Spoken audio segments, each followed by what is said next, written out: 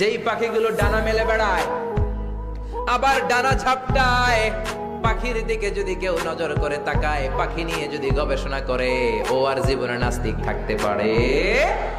কত ধরনের পাখি যে আল্লাহ বানালেন, আপনি অবাক হয়ে যাবেন। আর কত জায়গায় যে আল্লাহ কোরআনে পাখির কথা বলে, পাখির নিদর্শন দিয়ে আমাদের মস্তিষ্কের জট খুলতে চেয়েছেন, আপনি অবাক হয়ে যাবেন।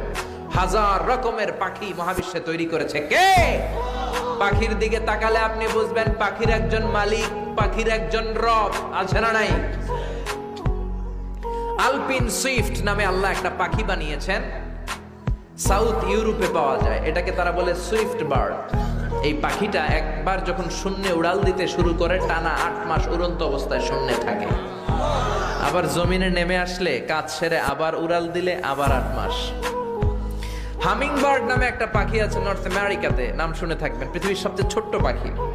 এটার প্রাপ্ত বয়স যখন হয় মাত্র 3 ইঞ্চি এটার সাইজ হয়।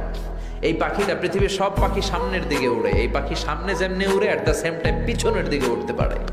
এই পাখিটা তার প্রতি সেকেন্ডে ডানা ঝাপটায় 80 বার।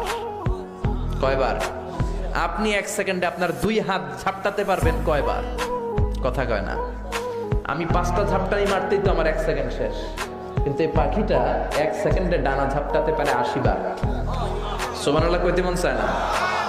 হোমা বার্ড নামে একটা পাখি আছে, যে পাখি উড়ন্ত অবস্থায় ডিম পেড়ে দেয়, আর ওই ডিম জমিনে পড়ার আগেই ডিম ফুটে বাচ্চা বের হয়ে ওই বাচ্চা উঠতে শুরু করে দেয়।